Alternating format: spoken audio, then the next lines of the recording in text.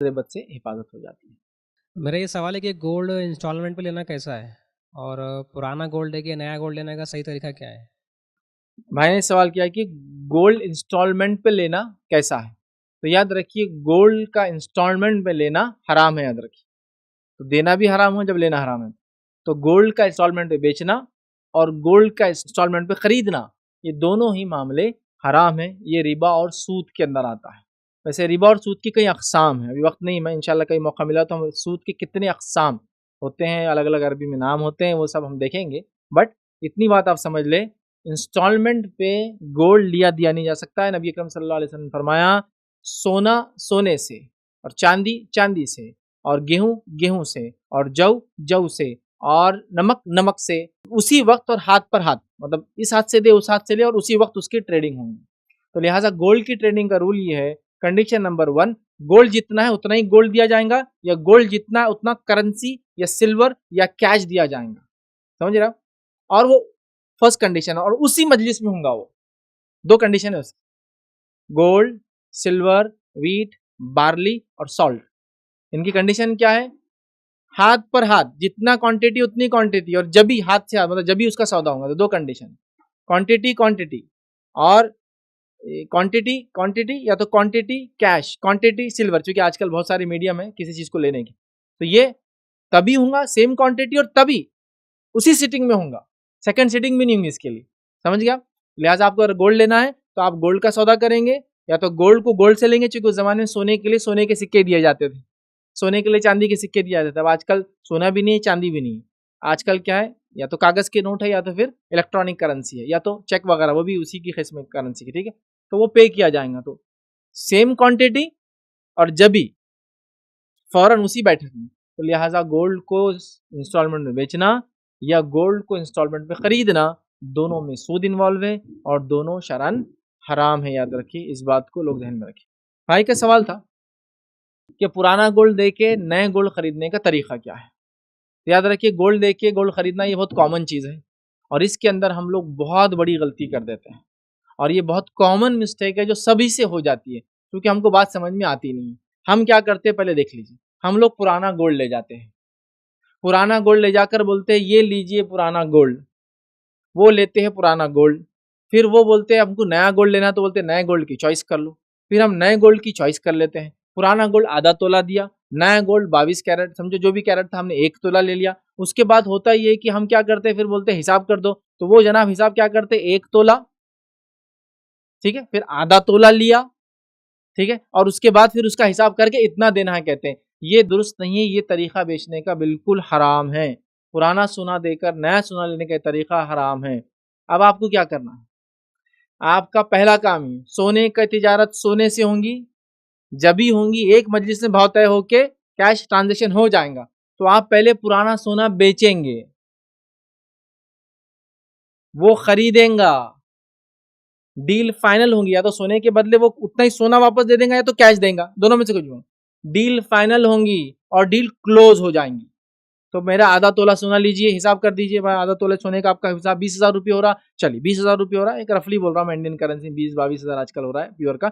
20,000 रुपये हो रहा है, चलो 20,000 रुपये हो गया, और इसमें से कटिंग होंगी, चूंकि ये फला फला फला है, ये कटिंग हो गई और ये हो गया, ये लीजिए आपके 20,000, ट्रांजेक्शन क्लोज। मैं चाहूँ तो अब चला भी जा सकता हूँ दुकान छोड़कर, जरूरी नहीं मैं अगला लूँ आपसे, इरादा लेने का है। अब न्यू ट्रांजेक्शन शुरू होगा, अब नया गोल्ड खरीदेंगे। इसके बाद आप सेम रूल, नए गोल्ड के बदले गोल्ड या गोल्ड के बदले कैश, और हाथ बे हाथ, और जब भी उसको ट्रांजेक्शन को फाइनल करना है। तो 20,000 तो आपके पास आ चुके हैं। अब आपने लिया 1 तोला नया, फिर 1 तोला गोल्ड, फिर 1 तोला गोल्ड पे service charge, in the sense वो मेकिंग चार्ज, स्टोन चार्ज, ये चार्ज वो चार्ज, वो उसने फुल बनाया, और वो हुआ कितने का, 42,000 45,000 का। ठीक है, 45,000 की डील फाइनल हो गई। 20 आपके जेब में ऑलरेडी उसने दे दिया था, वो थे 20 आपने अपने हाथ से डाले, 40,000 की डील हुई, वो सोना आपने लिया, फिनिश। समझ रहे आप? लेकिन अगर गोल्ड मिक्स हो जाए, बहुत सारी चीजों के साथ खरीदा जाए, तो तब उधार में लिया जा सकता है।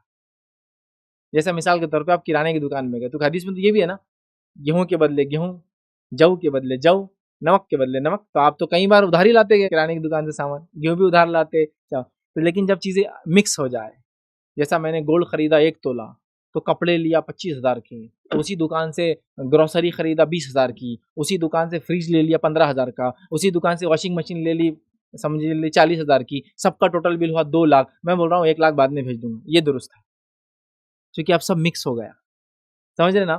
तो मिक्स हो गया तो ये माना जाएगा कि गोल्ड का आधा हो गया जो दिया गया उसमें, जो 1 लाख दे दिया आपने, और 1 लाख जो बाकी है वो मशीन और फ्रिज और ग्रोसरी और इसका बाकी है। मिक्स मतलब आपने कार्ट बना, कार्ट समझते ना, सब चीजों को डाल दिया आपने, उसमें गोल्ड भी आ गया, तो गोल्ड की एक रिंग लिया एक मैंने मॉल से, फुला लिया, और मेरे दोस्त का ही मॉल है, मेरा पड़ोसी है, मेरा उस पर खाता है, तो मैं बोल रहा हूँ भाई 1 लाख ले लो, 2 लाख का बिल हुआ, 1 लाख बाद में, ये दुरुस्त है। क्यों? तो यहाँ मिक्स हुआ, सब चीजें परचेस एक साथ हुई, समझे आप। लेकिन अगर प्योर मैं गोल्ड ही खरीद रहा हूँ तब उधार नहीं होगा। तो लिहाजा पुराना गोल्ड बेच के नया गोल्ड खरीदने का तरीका, पुराना गोल्ड सेल किया जाएगा, deal will be completely closed, पैसा ले लिया जाएगा। ये हुआ ट्रांजैक्शन नंबर 1। उसके बाद कुछ उलमा तो यहां तक लिखते हैं आप दुकान से बाहर जाएंगे और फिर अंदर आएंगे, ये तक लिखता है। कुछ ने कहा नहीं जरूरी नहीं है, वो उसी मजलिस में ट्रांजैक्शन क्लोज हो सकता है। कुछ ने कहा नहीं, ट्रांजैक्शन क्लोज के लिए दोनों का अलग होना जरूरी है। तो कुछ उलमा लिखते हैं आप जब ये फर्स्ट ट्रांजैक्शन करेंगे 20,000 लेंगे और दुकान से बाहर जाएंगे, फिर री इंटर होंगे और फिर बोलेंगे सेकंड डील, अब मुझे खरीदना है। अच्छा, चाहूँ तो खरीदूँ, चाहूँ तो ना खरीदूँ, 20,000 लेके मैं चले भी जा सकता हूँ, क्योंकि इसमें बड़ा मसला होता है। आधा तोला लेंगे, 1 तोला देंगे, तो उसमें भी उनके कंसिडरेशन शुरू हो जाते हैं, इसमें इतना काटता, उसे फला करता, ये नहीं होना चाहिए। ये डील फर्स्ट, वो डील सेकंड।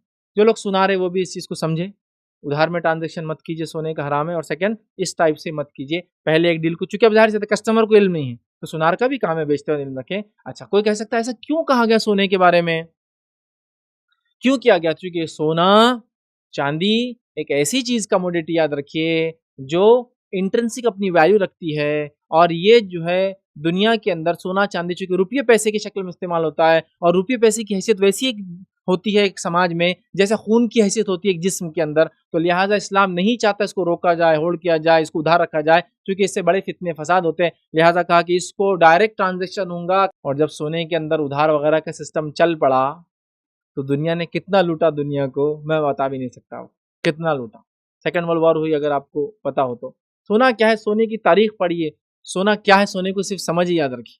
वो उर्दू वाला सोना नहीं, गोल्ड, समझ रहे हो, उसको आप समझिए, उसकी बड़ी वैल्यू है, शरण भी उसकी बड़ा उसका मुकाम है, याद रखिए।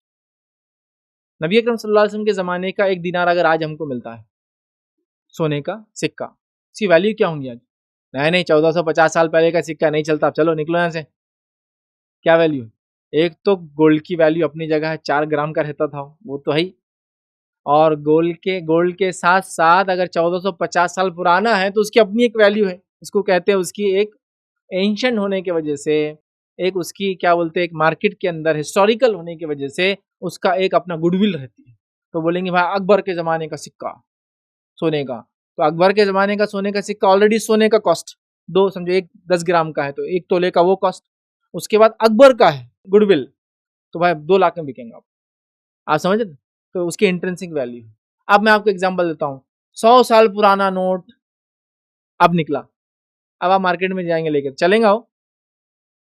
कोई कलेक्टर ही खरीद लिया उसको कुछ भाव में तो ठीक है, वरना उसी को वैल्यू नहीं, उससे कुछ खरीदा और बेचा नहीं जा सकता। आप समझ रहे हैं बात? तो गोल्ड एक बहुत इंपॉर्टेंट चीज़ है, याद रखिए। सेकेंड वर्ल्ड वॉर में अमेरिका ने पूरे दुनिया का, पूरे यूरोप का गोल्ड खा गया, मालूम? ये कहा कि भाई गोल्ड हमको दो, हम तुमको आर्म्स एंड एम्यूनिशन देंगे, और गोल्ड लेके रख लिया। जिसका नतीजा क्या हुआ, फिर गोल्ड उन्होंने लिया और कहा कि अब दुनिया का पूरा पैसा गोल्ड के हिसाब से चलता था, तो कहा अब चूंकि गोल्ड मेरे पास आ गया है, लिहाजा मैं वैल्यू तय करूंगा दुनिया में पैसे की। ये पहले फेज में हुआ। फिर उसके बाद ये हुआ कि गोल्ड बैक पीछे से हटने लगा और गोल्ड कम हो गया और नोटा ज़्यादा छपने लगी। तो फिर अमेरिका ने कहा कि अब मेरा डॉलर गोल्ड को बैक कर रहा है। पहले गोल्ड बैक करता था हमारी करेंसी को, फिर उन्होंने कहा कि अब हमारा डॉलर गोल्ड को बैकिंग करता है, लिहाजा अब डॉलर को संभालो, तो गोल्ड संभलेगा। इसी का नतीजा है कि पूरे दुनिया में शरारत करने के बावजूद अमेरिका का डॉलर कभी गिरता नहीं है, चूंकि डॉलर गिरेगा तो पूरे वर्ल्ड की इकोनॉमी गिर जाती है, चूंकि वो बैक गोल्ड है। लेकिन मेरा ये गुमान है, सिर्फ अल्लाह करे गलत हो, अभी सिर्फ डॉलर बाकी है, गोल्ड गायब है पीछे से, अभी सिर्फ डॉलर बाकी है, उसके पीछे गोल्ड आपको कुछ भी नहीं मिलने वाला, चूंकि 1 आउंस के बदले में $1 था, या शायद मैं समझता हूँ 1 आउंस के बदले में 3 पॉइंट समथिंग डॉलर उन्होंने परचेज किया था तब दुनिया से, कि भाई ना सोने के सिक्के लाओ तो इतने डॉलर ले जाओ। अब मैं समझता हूँ उसके ट्रिलियंस ऑफ डॉलर उसके ज़्यादा छाप दिए उन्होंने सिक्कों से। बहरहाल तो इसको समझिए सोना, इसीलिए इस्लाम सोने को उधार तिजारत बिल्कुल नहीं, क्योंकि ये ऐसा है जैसे खून एक जिस्म में, इसको ट्रांजेक्शन होगा ऑन द स्पॉट होगा और कैश लेकर कैश गोल्ड के अगेंस्ट गोल्ड में होगा या गोल्ड के अगेंस्ट सिल्वर में होगा या गोल्ड के अगेंस्ट जो भी उस जमाने की करेंसी होंगी जिसमें वो लिया और दिया जाएगा उसमें होगा, उसी स्पॉट पे होगा, नो उधार। ठीक है, तो लिहाजा उधार में सिल्वर या गोल्ड, सिल्वर भी काउंट कीजिए उसमें, आपने गोल्ड पूछा था, सिल्वर भी उसमें नहीं ले सकते आप उधार, सिल्वर और गोल्ड चूंकि कॉमनली होता है। प्लैटिनम हो गया और दूसरे धातु जो बिक रहे आजकल जिसको कहते हैं प्रेशियस मेटल, उसका कोई मसला नहीं। गोल्ड डायमंड हो गया, प्लैटिनम हो गया, और क्या है, अगर लेकिन गोल्ड है, ग्रीन गोल्ड हो, येलो गोल्ड हो, पिंक गोल्ड हो, गोल्ड है तो गोल्ड है। लेकिन इसके अलावा जो धातु होती है, प्लैटिनम है, जेम्स है, उसके बाद डायमंड्स है, इनका कोई मसला नहीं, ये उधार वगैरह सब हो सकता है, ये अलग से। लेकिन सिल्वर है और अगर गोल्ड है तो इसको आपको एक्सचेंज करना है तो उसी हाथ से लेंगे देंगे, जितने क्वांटिटी उतना ही देंगे लेंगे, और साथ में कैश में ट्रांजेक्शन उसी स्पॉट एक ही मजलिस में होगा। तो लिहाजा अगर आप गोल्ड बेचते हैं और गोल्ड खरीदते हैं जब भी, तो लिहाजा फर्स्ट बेचे, ट्रांजेक्शन कंप्लीट करे, कैश ले ले, फिर सेकंड ट्रांजेक्शन उसके बाद खोले। ये मिस्टेक बहुत जाती है और अगर ऐसा नहीं किया तो ये सूद में काउंट होगा, याद रखिए।